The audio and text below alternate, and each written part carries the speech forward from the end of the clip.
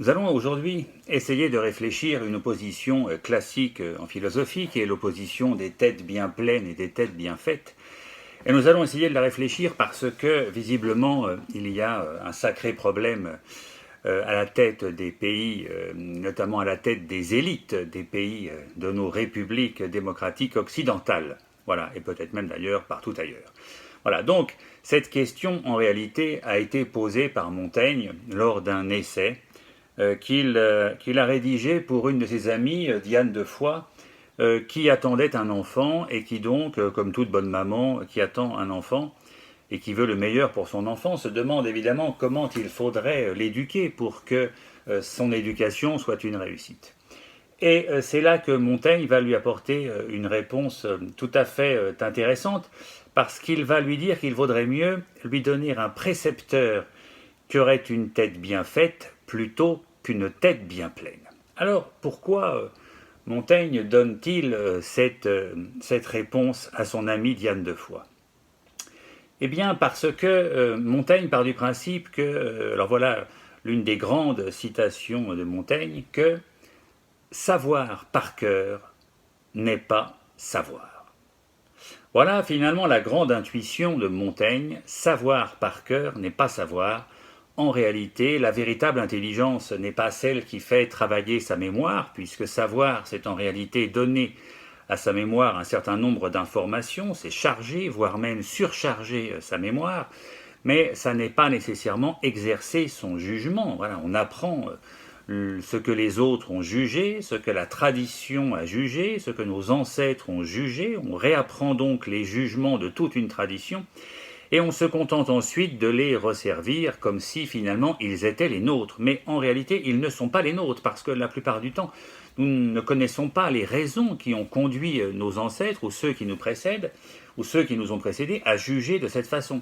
Donc il faut appréhender l'éducation autrement, non pas surcharger la mémoire, mais exercer le jugement.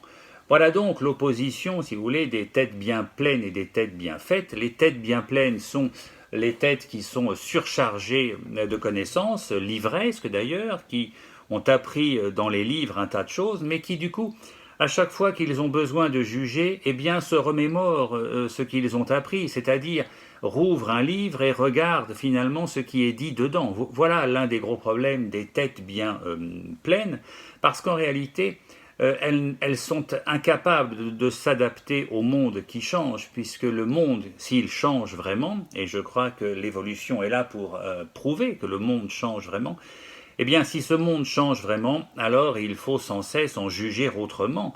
Et les seules véritables intelligences, les plus à même en tous les cas de conduire, c'est-à-dire de conduire un pays, une nation, une entreprise ou n'importe quoi d'autre dans la bonne direction, ce sont évidemment les intelligences qui sont capables de s'adapter au changement du monde.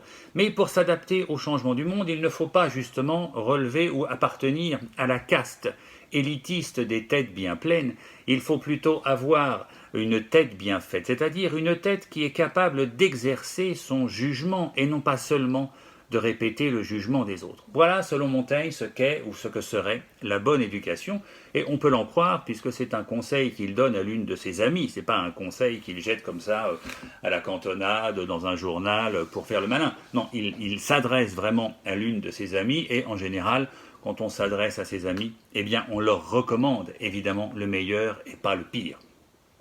Voilà, alors évidemment, il n'est pas question de croire Montaigne sur parole, et il faut essayer de mettre un peu à l'épreuve cette intuition de Montaigne que finalement les têtes bien pleines n'exercent pas tout à fait comme il faudrait leur jugement. Eh bien, essayons de rechercher dans l'histoire une vérification expérimentale, enfin à tout le moins historique plus qu'expérimentale, une vérification historique de cette intuition de Montaigne. Eh bien, je crois qu'elle nous a été offerte dans l'histoire par une conférence assez célèbre que Solzhenitsyn est allé faire à Harvard, donc le temple de la méritocratie américaine, là où se forment toutes les élites américaines, là où finalement les têtes sont le plus pleines, eh bien Solzhenitsyn va faire une conférence sur le déclin de l'Occident, ou plus exactement sur le déclin du courage des Occidentaux et notamment des élites occidentales.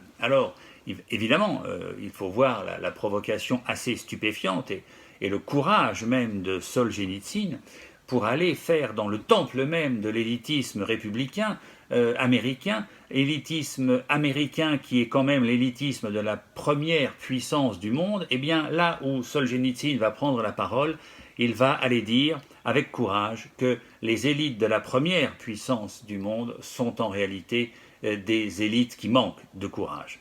Alors évidemment, ce discours ne sera pas reçu. Et ce qui est intéressant, ce sont les raisons pour lesquelles ce discours ne sera pas reçu.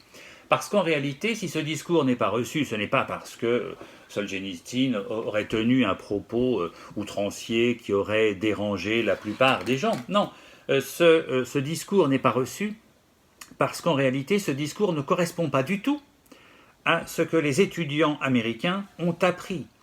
En d'autres termes, ce que les étudiants américains ont appris de la Russie, c'est que l'Union soviétique était une continuité absolument naturelle de la Russie, qu'en réalité le révolutionnaire russe et la cruauté du révolutionnaire bolchevique étaient en réalité la simple continuité du manque d'éducation de la paysannerie russe, bref, qu'il y avait une continuité parfaite entre ce peuple mal éduqué qui était le peuple russe et son devenir soviétique. Voilà ce qu'on apprenait dans les universités américaines, ce que les professeurs, les grands experts de la Russie apprenaient aux étudiants américains. Et évidemment, lorsque ces étudiants américains ont vu Solzhenitsyn arriver, eh bien, ils n'ont pas compris ce qui se passait. Alors, écoutons juste en une phrase ce que Solzhenitsyn va leur raconter.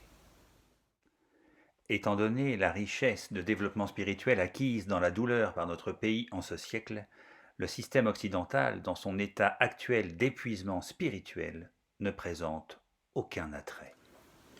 Cet extrait assez formidable de Solzhenitsyn dit finalement une chose assez simple. Il dit que les gens, comme les peuples d'ailleurs, qui traversent des épreuves douloureuses, finalement en sortent plus forts, plus grands, et plus aptes et plus disposés à affronter l'avenir avec plus de courage. Eh bien, ce propos assez simple, qui est finalement que les épreuves que l'on traverse nous renforcent, ou accroissent nos forces de vie, et bien surtout si on en sort triomphant, eh bien ce propos simple ne put pas être entendu par l'élite américaine.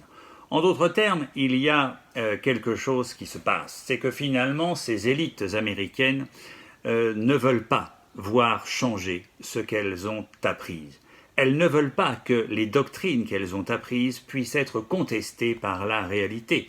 En d'autres termes, pour reprendre un propos de Marc Bloch dans L'étrange défaite, Marc Bloch regardant les écoles militaires françaises et se demandant pourquoi la débâcle de 40 aura été si rapide, eh bien, il en tirait ce jugement, les élites qui nous dirigent reproduisent avec obstination les doctrines qu'elles ont apprises. Voilà pourquoi finalement elles ont toujours une guerre de retard. Eh bien, il en va à peu près de la même façon pour ces élites américaines. Elles ne voient pas que la Russie ne correspond pas, et que le peuple russe ne correspond pas du tout à ce que leurs professeurs leur ont appris, et donc ils ne comprennent pas ce que vient leur dire Solzhenitsyn. Il y a donc là quelque chose de formidable qui est très éclairant pour notre situation d'aujourd'hui, pour notre République d'aujourd'hui, qui semble reconduire ou reconnaître, c'est-à-dire connaître de nouveau ce problème de communication et de compréhension entre le peuple et ses élites. Il y a comme une déconnexion. Voilà. Et donc cette déconnexion, je crois qu'elle s'explique assez bien par l'opposition des têtes bien pleines et des têtes bien faites, qu'elle nous invite donc à essayer de repérer des têtes bien faites pour leur confier le pouvoir, plutôt que de le confier à des têtes bien pleines. En d'autres termes, voilà, je vous laisserai sur cette réflexion de Bernanos qui, finalement, est toujours d'actualité. Séparer l'intelligence de la prétendue classe intellectuelle, c'est là une tâche qui me semble 1000 fois plus urgente que ne l'aurait été jadis celle de la séparation de l'Église et de l'État.